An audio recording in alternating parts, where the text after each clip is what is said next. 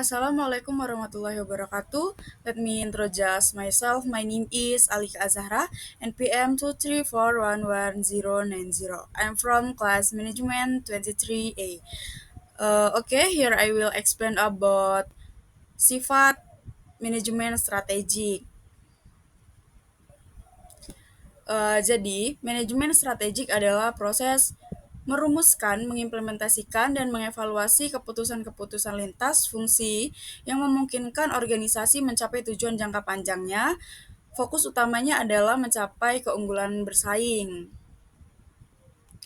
Nah, adapun tujuan manajemen strategik adalah memberikan arahan jangka panjang bagi organisasi melalui penetapan visi, misi, dan tujuan yang jelas, memaksimalkan penggunaan sumber daya yang terbatas agar efisien dan tepat sasaran, membantu organisasi menghadapi perubahan lingkungan seperti teknologi, regulasi, dan persaingan, menciptakan keunggulan bersaing melalui diferensiasi, inovasi, atau efisiensi, serta meningkatkan kinerja organisasi serta keseluruhan termasuk profit, pertumbuhan, pangsa pasar, dan reputasi. Lalu selanjutnya ada sifat atau karakteristik manajemen strategik. Yang pertama yaitu berorientasi jangka panjang. Fokusnya ke depan, bukan hanya masalah hari ini, strategi menentukan arah 3-10 tahun ke depan. Yang kedua yaitu komprehensif dan integratif. Semua bagian organisasi harus mendukung strategi, tidak boleh berjalan sendiri-sendiri. Misalnya, strategi pertumbuhan harus selaras dengan strategi pemasaran, sumber daya manusia, dan keuangan. Yang ketiga yaitu ada berbasis analisis lingkungan. Strategi tidak dibuat berdasarkan intuisi saja, tetapi melalui analisis internal atau kekuatan dan kelemahan, dan eksternal atau peluang dan ancaman. Yang keempat, ada dinamis dan adaptif. Lingkungan bisnis berubah cepat, strategi harus fleksibel dan siap diperbarui saat kondisi berubah. Yang kelima ada berorientasi pada keunggulan bersaing. Semua strategi harus berfokus pada penciptaan nilai unik yang sulit ditiru pesaing. Yang keenam ada keputusan penting dan berdampak jangka panjang. Strategi menyangkut keputusan besar seperti ekspansi, investasi, diversifikasi, atau pengembangan produk baru. Yang ketujuh, melibatkan semua level manajemen. Manajemen puncak merumuskan strategi, manajemen menengah mengkoordinasikan, dan manajemen bawah menjalankan. Yang kedelapan yaitu proses berkesinambungan. Strategi harus terus dievaluasi dan disesuaikan, bukan rencana sekali jadi. Dan yang terakhir, yang 9, yaitu proaktif dan antisipatif. Organisasi tidak menunggu masalah muncul, tetapi mencari ancaman dan peluang lebih awal. Selanjutnya yaitu tahap manajemen strategik. Yang pertama A, formulasi strategi. Tahap merencanakan strategi. Yang pertama yaitu analisis lingkungan internal. Menilai sumber daya, kemampuan, keunggulan kompetitif, dan yang terakhir yaitu proses internal. Hasilnya, kekuatan dan kelemahan.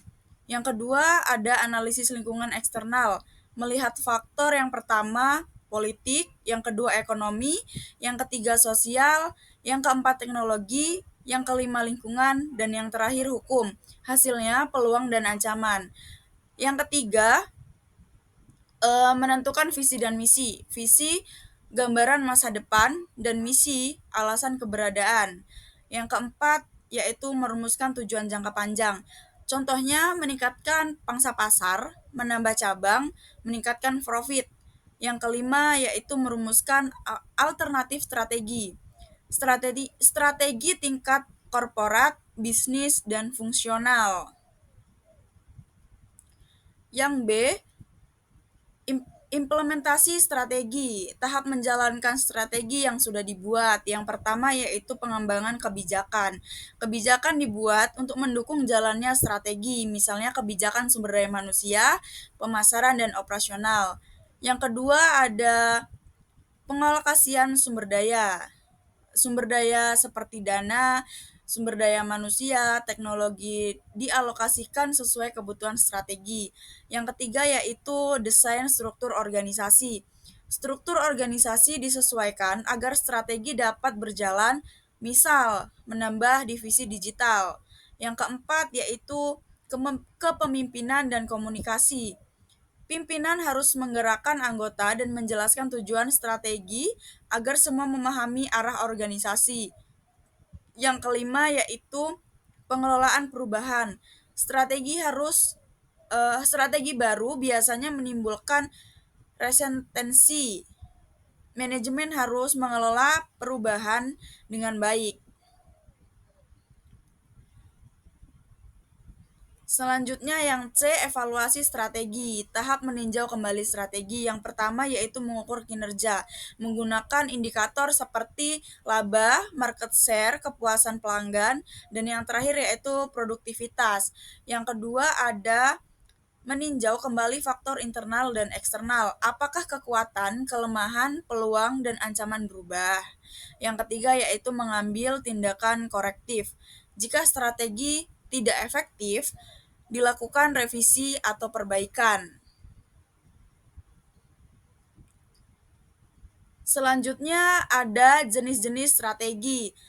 A. Strategi tingkat korporat. Strategi ini mengatur arah perusahaan secara keseluruhan, meliputi pertumbuhan, stabilitas, penciutan, diversifikasi, dan merger merger dan akuisi.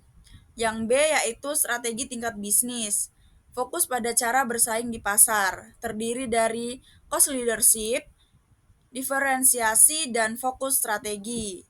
Dan yang C, strategi tingkat fungsional. Strategi dalam tiap divisi untuk mendukung strategi utama, meliputi pemasaran, keuangan, sumber daya manusia, dan yang terakhir yaitu operasional.